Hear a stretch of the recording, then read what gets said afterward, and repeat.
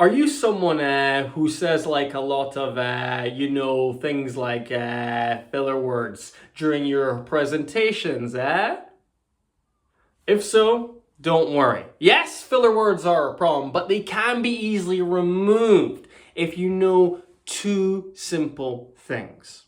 My name's Kyle Murter. I'm a public speaking coach, champion, and author, and let's talk about removing those filler words for you. If you want to remove them, you need to become aware of the two W's. What are the two W's? Let me show you. W1.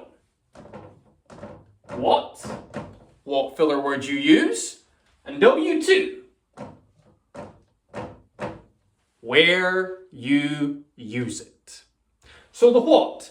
Are you the type of person that uses an a so, a like, a you know, or something else entirely?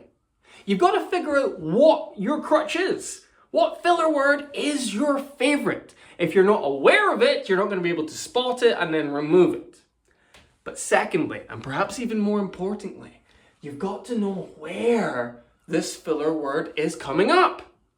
Do you do it at the start of a sentence?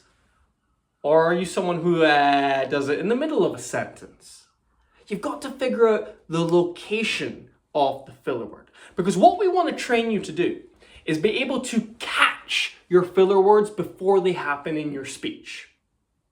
Now, how can we figure out this what and where? Because it's very difficult when you're just listening to yourself.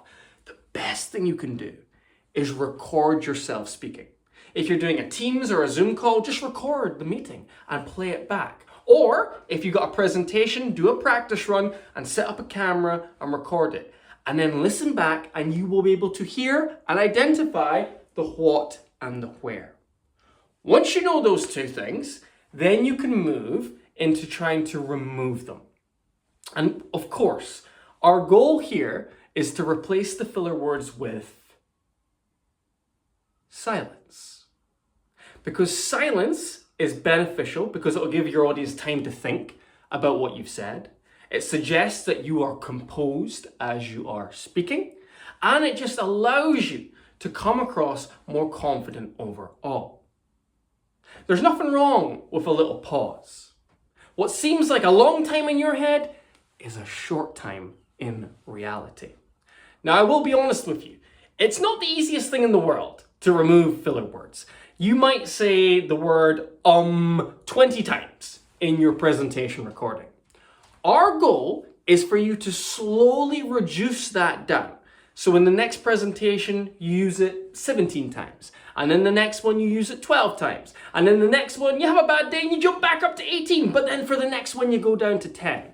And slowly, but surely, over time, all of those filler words will be removed and you'll have crisp words as you're speaking all the way through your entire presentation.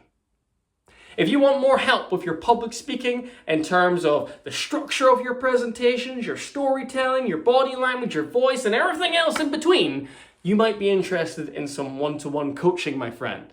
This is where you and I meet up on Teams or Zoom, and I can give you feedback on your presentations so that you go into the big meeting, the big report, or the big event feeling more confident than you ever have before. If you're interested in that, send me an email at kyle@confidencebydesign.co.uk and I will get back to you with more information. But above all, when it comes to removing those filler words, remember the what and the where.